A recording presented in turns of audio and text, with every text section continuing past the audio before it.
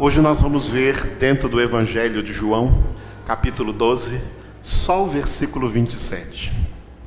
Chegamos no versículo 27. Louvamos a Deus por essa palavra do Evangelho de João, que nós estamos meditando há um ano, desde o dia 17 de julho do ano passado, quando estávamos ainda no outro prédio. Começamos do primeiro versículo e hoje chegamos no capítulo 12, versículo 27, quando Jesus disse: agora está angustiada a minha alma, e que direi eu? Pai, salva-me desta hora? Mas precisamente com este propósito vim para esta hora. Repitam.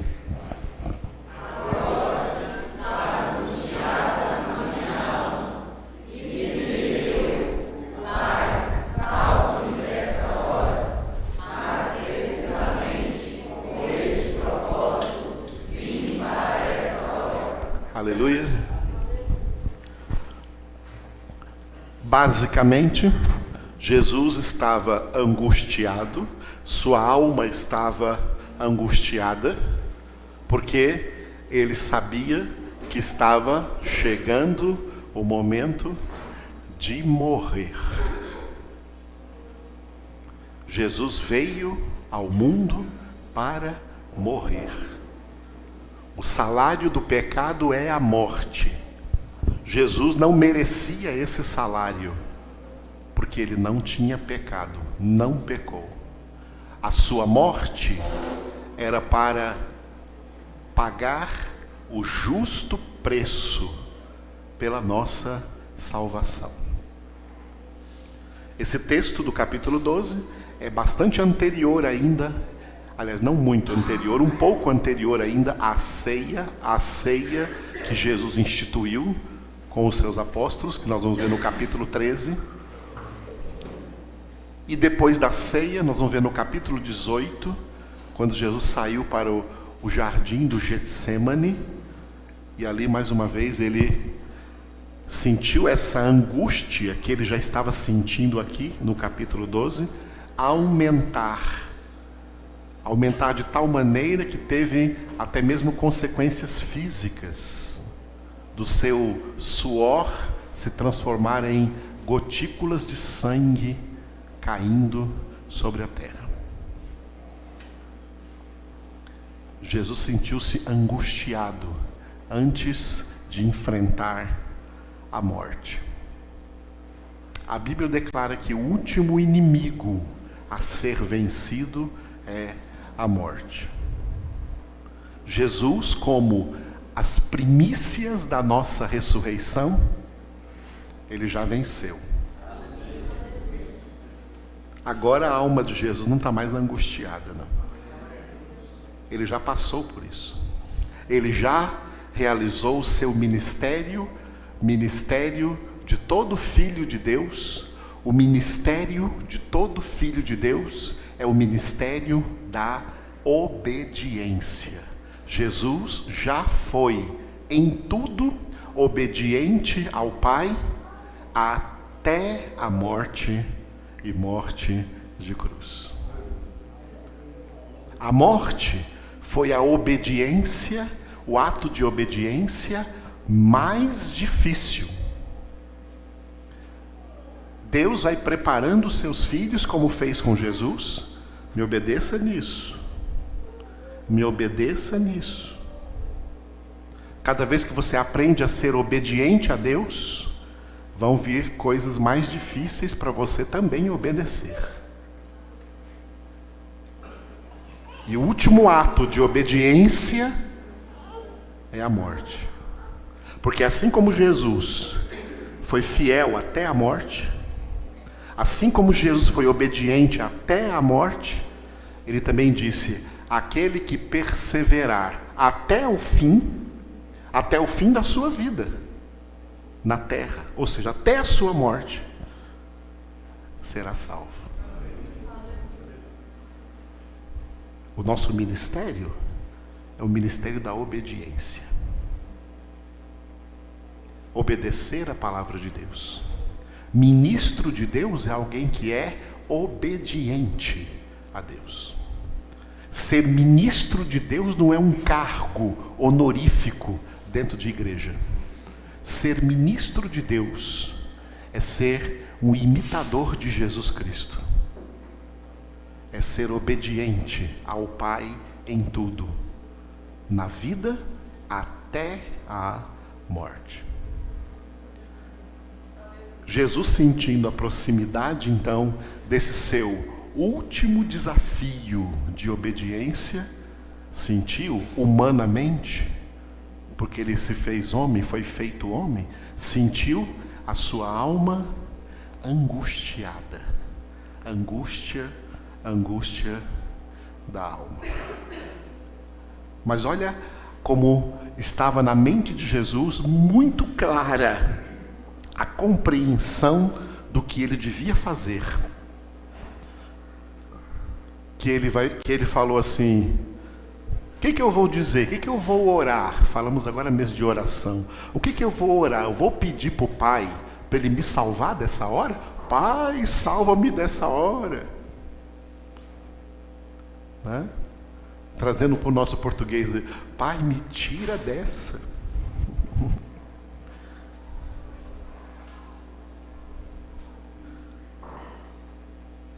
É isso que eu vou orar? Não. Porque precisamente com este propósito eu vim para essa hora. Então não adianta eu orar para Deus tirar da minha frente um desafio que eu tenho que encarar, que eu tenho que enfrentar e que eu tenho que passar por ele. Aqui está orações falsas. Quando muita gente pensa que a oração é para você orar para Deus tirar barreiras da sua frente, tirar problemas da sua frente. Essa oração está errada. Você tem que orar para Deus te fortalecer, para Deus te dar sabedoria. E buscar sabedoria aqui na palavra de Deus, como eu falei quarta-feira, sabedoria não adquire pedindo sabedoria. Quem pede sabedoria a Deus, Deus vai dar resposta. Eu já dei a sabedoria, está toda aí, ó. Está toda aí, ó. Agora pega e faça como o homem do Salmo número 1 e medita na palavra do Senhor de dia e de noite, que você vai ter a sabedoria de Deus na sua vida, de como agir.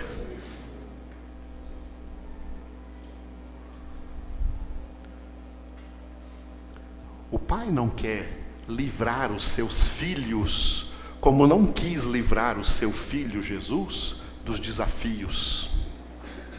Ele quer ver os seus filhos usando a sabedoria dele, usando o conhecimento que ele deu, usando a força que ele nos deu, enfrentando os desafios e passando por eles, porque declaramos que só o Senhor é Deus.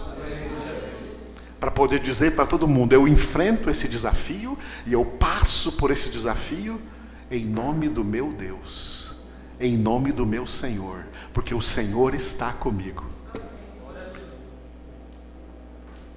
Como Davi disse diante de Golias, quando todo o exército de gente grande estava com medo de enfrentar aquele gigante, e Davi ainda era um garoto, e disse: você pode vir contra mim com a sua espada, com a sua lança, com o seu escudo, mas eu vou contra ti, em nome do Senhor dos exércitos, contra quem tu blasfemaste.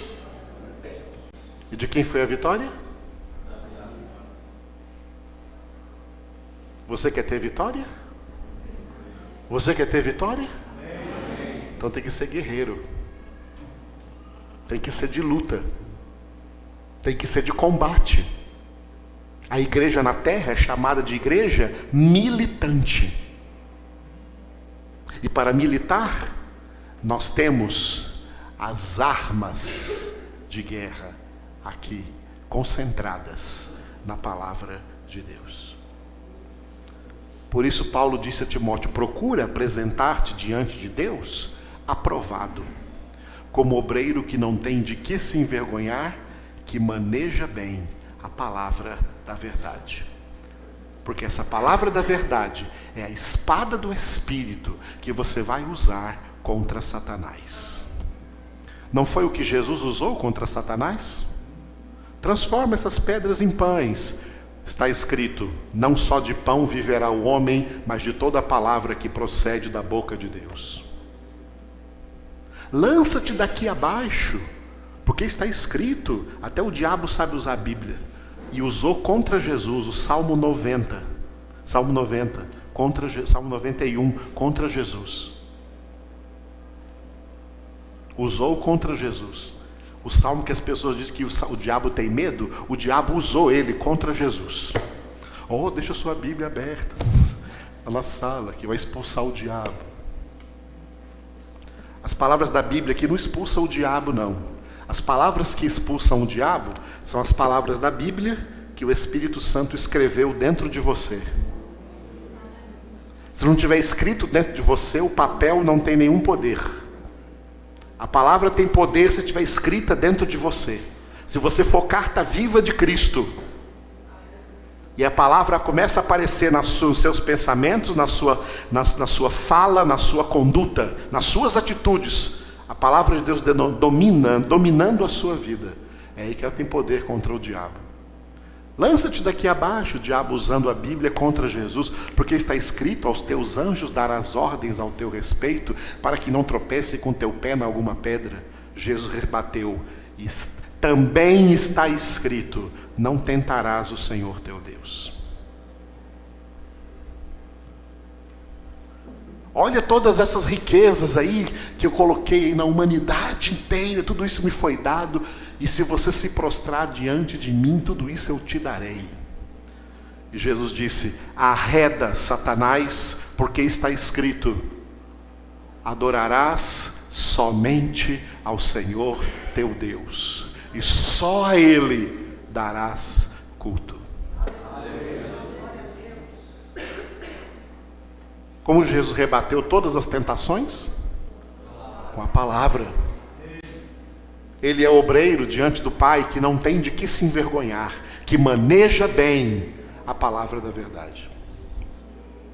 Eu estou cansado de ver crentes que são medíocres e ignorantes de Bíblia, mas que se acham sabedores, quando não sabem de nada.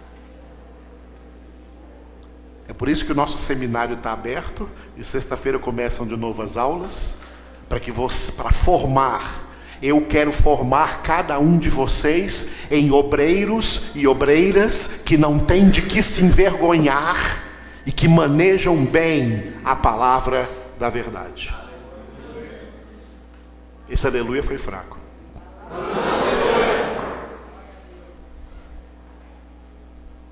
E você só maneja bem aquilo que você conhece bem.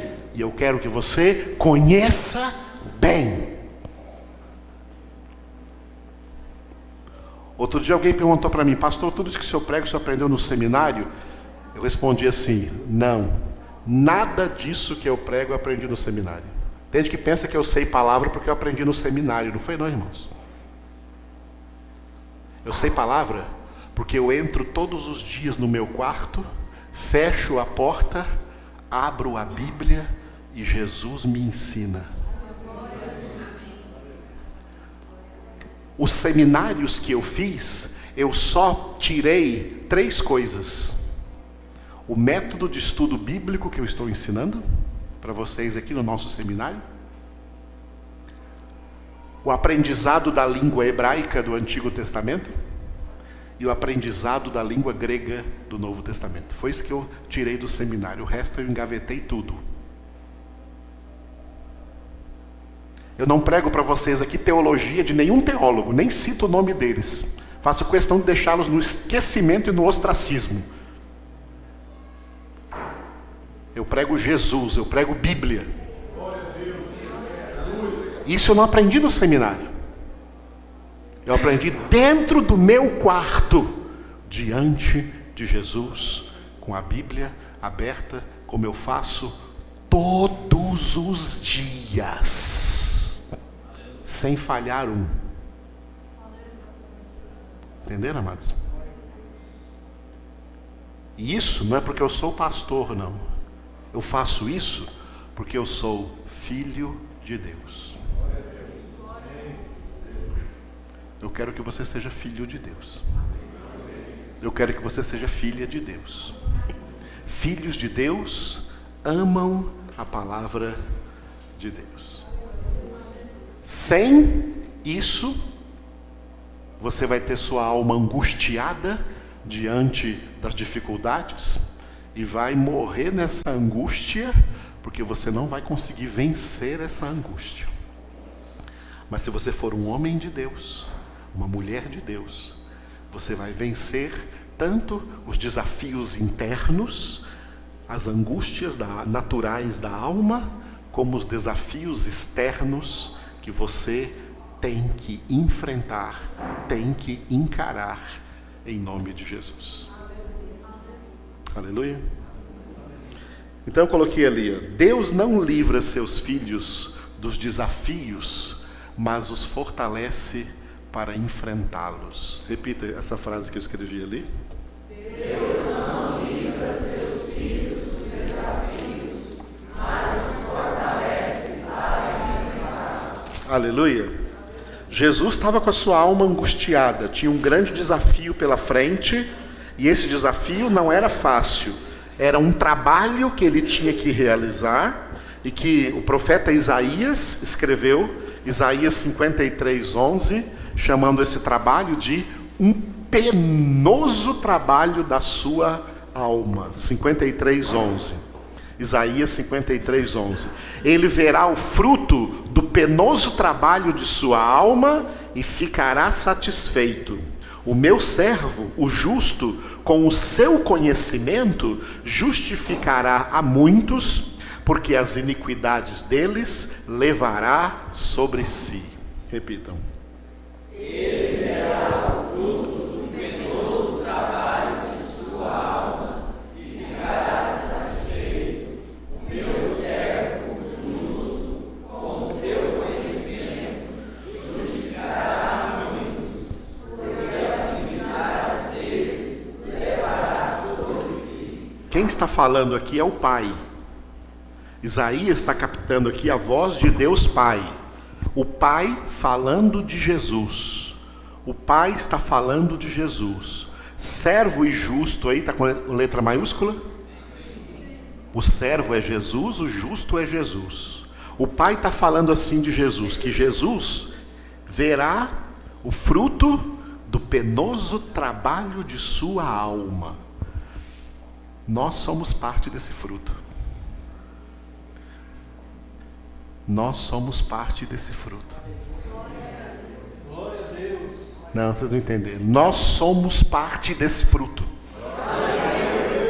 A igreja santa, a igreja eleita, a igreja convertida, os eleitos de Deus, são o fruto do penoso trabalho da alma de Jesus. Nós somos a razão de Jesus ter sentido angústia na sua alma, porque o trabalho dele não era fácil. Só ele podia fazer esse trabalho. E ele o encarou e ele o realizou. E o Pai então disse aqui, né? Ele verá o fruto do penoso trabalho de sua alma e ficará satisfeito. O meu servo, o justo, com o seu conhecimento, quer dizer, com a sua palavra, com o seu evangelho, com a sua sabedoria, justificará a muitos, porque as iniquidades deles levará sobre si lá na morte da cruz, no Calvário. Jesus veio para essa hora. E ele cumpriu isso. Uma vez que ele cumpriu isso, ele deixou para nós o que agora? O seu conhecimento. Para nós crescermos na sua graça e no seu conhecimento. Aleluia. eu escrevi de azul ali, perante os desafios, a alma tende naturalmente a se angustiar. Leia. Perante os desafios, a alma tende naturalmente a se angustiar. Aleluia. Isso é verdade? É natural. Até a alma de Jesus. A alma de Jesus não tinha pecado. Jesus não tinha nenhum pecado.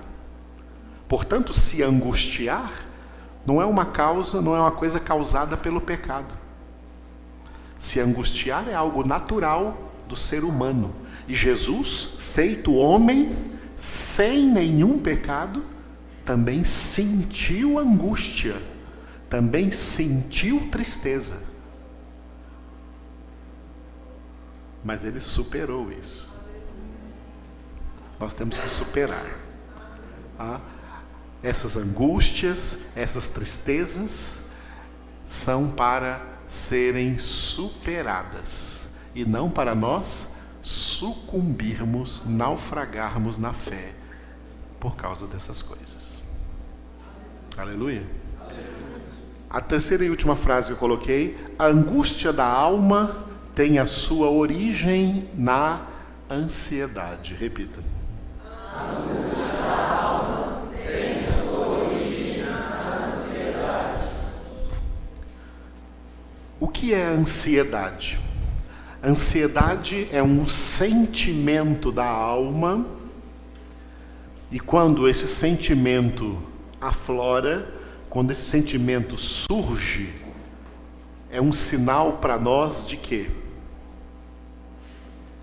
Sinal que é hora de orar. Não é hora de dormir. Você pensa que vai tirar uma soneca, tirar um sono, depois a angústia vai acabar? Quando acordar, a angústia está toda aí, a ansiedade está toda aí. Não é hora de se divertir. Você pensa que vai se divertir, pegar um cinema, passear no shopping, sei lá o quê, e a sua angústia vai passar? Isso aí é fugaz. Acabando o passeio, a ansiedade está toda lá. A ansiedade não determina a hora de agir, em nenhuma hipótese. Não é hora, ansiosos não tomamos decisões. Quem toma decisões baseada na ansiedade vai tomar decisões erradas. E vai se dar mal depois. Vai ficar muito pior as coisas. Ansiedade é hora de orar. Ficou ansioso? É hora de orar. Por isso eu coloquei 3 textos aqui, um de Jesus, escrito por Mateus 6:25, um de Paulo em Filipenses 4:6 e um de Pedro em 1 Pedro 5:7. Todos sobre ansiedade. O de Jesus, Mateus 6:25, já abriram? Então leiam vocês. Por isso vos digo, não andeis ansiosos pela vossa vida, quanto ao que haveis de comer ou beber, nem pelo vosso corpo, quanto ao que haveis de vestir. Não é a vida mais do que o alimento, e o corpo mais do que as vestes. Continuando do versículo 26 para frente aí, todo esse texto aí em Mateus, o texto está trabalhando dentro do Sermão da Montanha, que Mateus descreveu aí nos capítulos 5, 6 e 7. Jesus, dentro do Sermão da Montanha, no Sermão da Montanha, o que Jesus fez? Ele resumiu toda a doutrina cristã, toda a doutrina bíblica, todo o seu evangelho. E dentro desse resumo, ele colocou aí a ansiedade. E colocou a ansiedade mais natural que existe, que é a ansiedade decorrente da nossa necessidade de sobreviver nessa terra. Essa é uma das grandes ansiedades. A sobrevivência nessa terra. Ganhar o pão de cada dia com o suor do seu rosto. Colocar o mínimo possível de dignidade dentro do seu lar, da sua casa, a sua família ter o que comer, ter o que vestir. A gente fica ansioso por isso? É verdade. Essa ansiedade é natural. Aí Jesus vem com a palavra dizendo: não andeis ansiosos por essas coisas.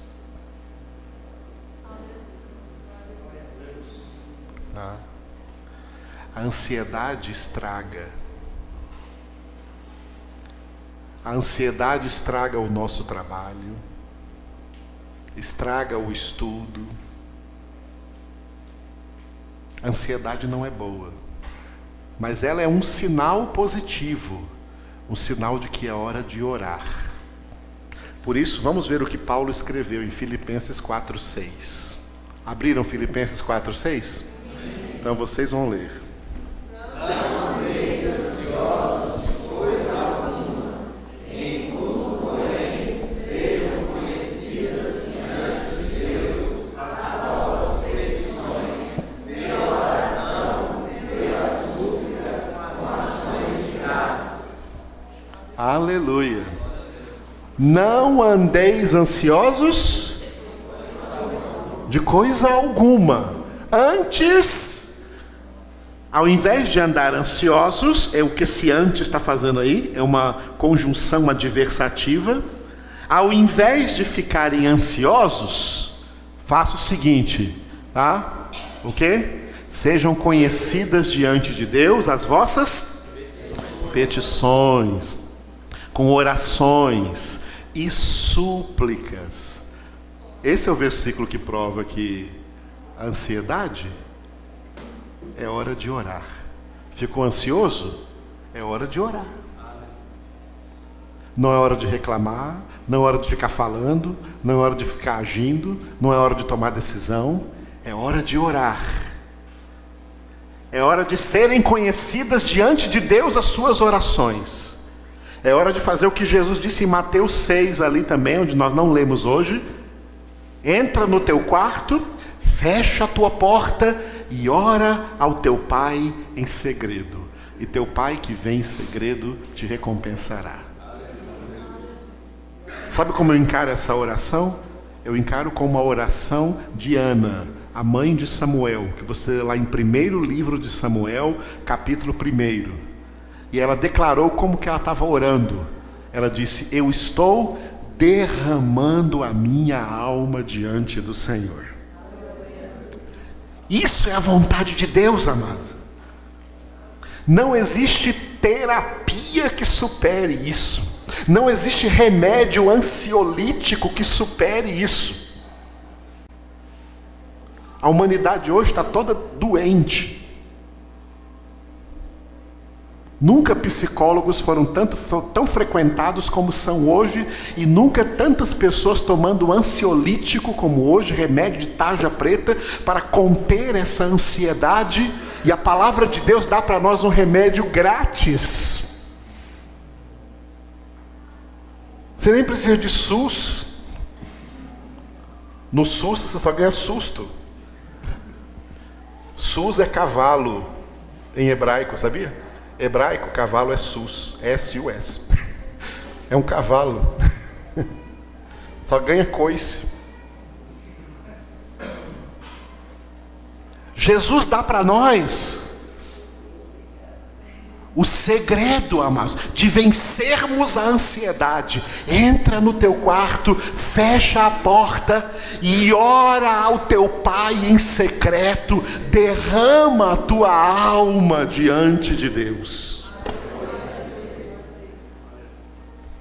E o que vai acontecer? Qual vai ser o resultado? O resultado está no versículo 7 aí do Filipenses, que vocês não leram porque eu não coloquei ali. E a paz de Deus, que excede todo entendimento, guardará o teu coração e a tua mente em Cristo Jesus. Ficou ansioso? É hora de orar. Não é hora de agir. É hora de orar. A ansiedade é uma agitação. É hora de se aquietar. Nós cantamos aqui Salmo 46:10. Aquietai-vos e sabei que eu sou Deus. Para você ver o fundo do lago, tem que deixar a areia abaixar. Se o fundo foi agitado, a água está toda, a água fica turva, você não enxerga. Então espera a areia assentar, aí você vai ver o fundo do lago. Você vai ver as coisas com clareza. E você vai ter discernimento de Deus para tomar qualquer decisão correta de acordo com a palavra de Deus. Se agitar não adianta nada. Aleluia. E o apóstolo Pedro, 1 Pedro capítulo 5, versículo 7, ele disse: vocês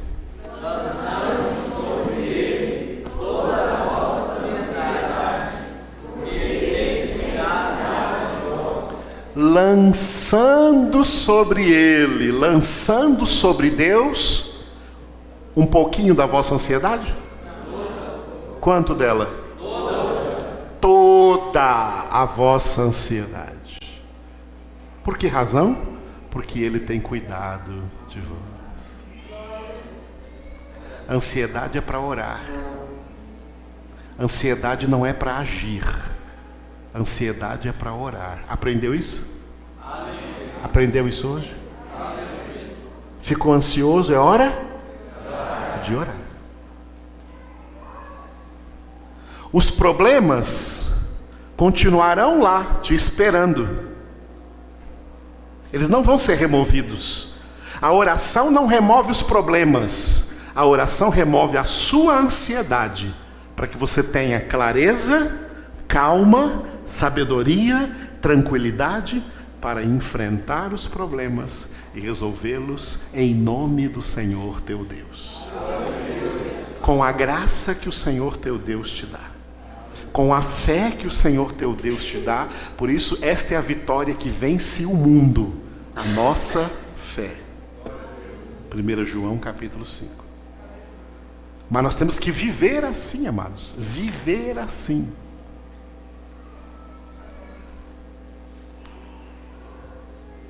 Nós ficamos ansiosos mais ou menos cerca de 365 dias no ano. E por isso a Bíblia diz: orai sem cessar. Sejam pessoas de oração, e na oração lançar sobre Deus, derramar a sua alma diante de Deus. E não só falar a Deus, mas o que vai te aquietar o coração mesmo é você ouvir o que Deus tem para falar para você. Porque o que você tem para falar, antes que a palavra chegue à sua boca, Ele já conhece toda. Mas o que Ele fala para você aqui na palavra é o que te acalma o coração. É o que te acalma a alma. É o que te deixa com paz e serenidade. Eu não perco muito tempo na minha oração falando com Deus, não. Eu oro: Senhor, Tu estás vendo como eu estou, tudo que está passando pela minha cabeça, tudo que está passando nas minhas emoções, Tu está vendo como eu estou sentindo. Senhor, eu lanço tudo isso diante do Senhor. E uma coisa importante: você detectar mágoa de alguém, perdoa na hora, porque a mágoa acaba com a sua oração e acaba com a sua vida espiritual. Perdoa de todo o coração. Aí você vai ver o Espírito de Deus fluindo na sua vida. E aí você pega a palavra de Deus e Deus vai falando com você. E vai te edificando. E você sai daquele momento alimentado, revestido, curado, tranquilo, para enfrentar qualquer situação. Pode enfrentar até uma fornalha de fogo. como Sadraque, Mesaque e Abednego.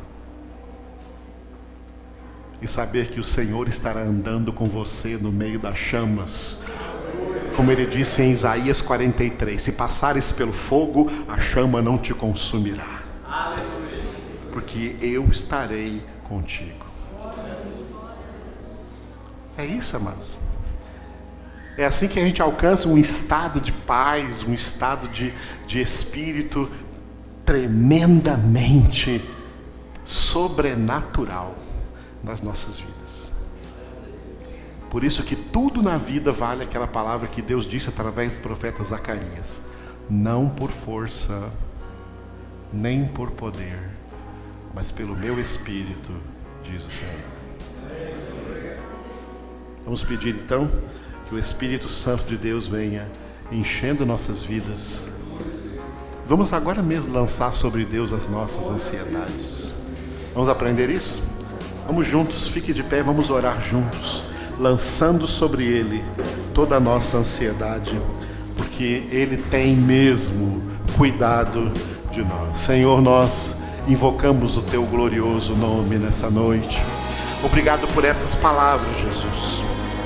Obrigado, Jesus, por ter passado, enquanto homem aqui na terra, também por momentos angustiosos, também por coisas que te angustiaram, que te entristeceram, Jesus. Mas nós clamamos a Ti nesse momento, Senhor, para que nós também aprendamos a fazer como o Senhor fez. Que nós aprendamos cada dia, Senhor, a lançar sobre o Pai, lançar em oração, ó Deus, as nossas ansiedades, porque o Senhor verdadeiramente tem cuidado de nós. O Senhor cuida das nossas vidas, o Senhor cuida dos nossos corações, o Senhor está presente em todas as situações que nós estamos passando, e o Senhor é poderoso para fazer infinitamente mais do que tudo o que pedimos, do que tudo o que pensamos, pelo Teu poder que opera em nossas vidas. Nós nos entregamos a Ti, Senhor, consagramos a Ti nossos corações, consagramos a Ti nossas almas, nossas vidas, que o Teu poder, que a Tua graça, que o Teu Espírito Santo venha enchendo nossos corações e nossas vidas.